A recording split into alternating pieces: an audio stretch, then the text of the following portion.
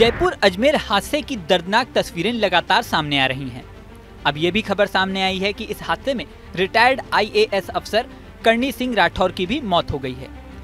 हादसे के बाद से ही वो लापता थे। उनके घरवाले उन्हें ढूंढने में लगे हुए थे, लेकिन कोई खोज खबर नहीं मिल रही थी। जिन शवों की पहचान नहीं हो सकी थी, उनके डीएनए सैंपल मैचिंग से इस बात का खुलासा हुआ कि मरने वालों में रिटायर्ड आईएएस अफसर करणी सिंह राठौर भी थे। उनकी बेटियों से उनके डीएनए की मैचिंग हुई, जिससे मौत की कंफर्मेशन हो सकी। राठौर श्री गंगानगर और अजमेर में प्री पीपल कलेक्टर के तौर पर चर्चा में रहे थे। उनकी मौत के बाद राजस्थान के सरकारी महकमों में भी दुख का माहौल है। इसके अलावा जो टैंकर फटा, उसके बारे में भी जानकारी सामने आई है। गेल इंडिया लिमिटेड के डीजीएम सुशांत कुमार ने बताया कि टक्कर से टैंकर के 5 नोजल टूट गए और करीब 18 टन गैस लीक हो गई। जब तक गैस जलती रही, सड़क पर आग की लपटें उठती रहीं। यही नहीं, हादसे का धमाका करीब 10 किलोमीटर दूर तक सुनाई देता रहा। मौके पर करीब 3 मिनट 23 सेकंड तक आग जलती रही और धुआं उठता रहा। जिस कट से हादसा हुआ, उस कट के बारे में भी बहुत ही चिंताजनक बात सामने आई है।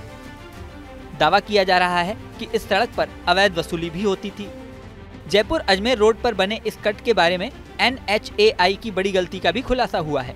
NHAI के नियमों के अनुसार हाईवे पर हर 2 किलोमीटर पर कट होना चाहिए, लेकिन जिस हाईवे पर हादसा हुआ, वहां 700 मीटर पर ही कट बना दिए गए हैं।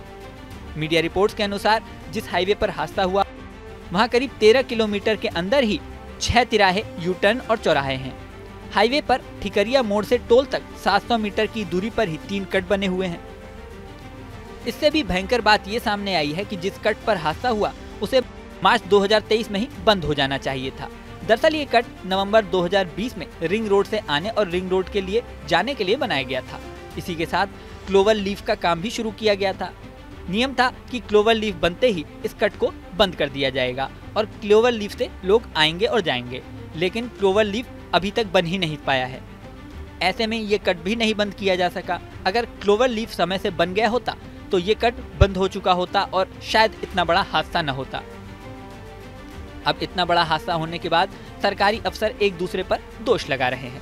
क्लोवर लीफ समय से नहीं बन पाने और कट समय पर बंद नहीं हो पाने के अलावा भी इस मामले में कई गलतियां सामने आ रही हैं। सवाल उठ रहा है कि आखिर एक स्कूल के सामने इतना खतरनाक कट दिया ही क्यों गया। दूसरा सवाल ये था कि कट अगर बन भी गया तो वहां पर साइन बोर्ड क्यों नहीं था। इतने इम्पोर्टेंट कट पर ट्रैफिक लाइटें क्यों खराब हैं। स्कूल के सामने कट बनाया गया तो दोनों तरफ स्पीड ब्रेकर क्यों नहीं लगाए गए। अगर सड़क पर दोनों तरफ स्पीड ब्रेकर होते तो शायद इतना बड़ा हादसा न होता। दावा तो ये भी किया जा रहा है कि इसी रोड से डिप्टी सीएम भी आते जाते हैं, लेकिन इसके बाद भी इस रोड की हाल खस्ता है। हादसे के बाद जयपुर हाईकोर्ट ने भी सवाल उठाया है कि लापरवाह दोषी अफसरों के खिलाफ कार्रवाई क्यों नहीं होनी चाहिए। खैर, इस सारे दोषारोपण और सवाल जवाब के बीच जो दर्द इस हादसे ने लोगों को दिया है, वो अब कभी भर नहीं सकेगा। इस वीडियो में फिलहाल इतना ही। बने रहें न्यूज नेशन के डिजिटल प्लेटफॉर्म पर। न्यूज नेशन अब व्हाट्सएप पर।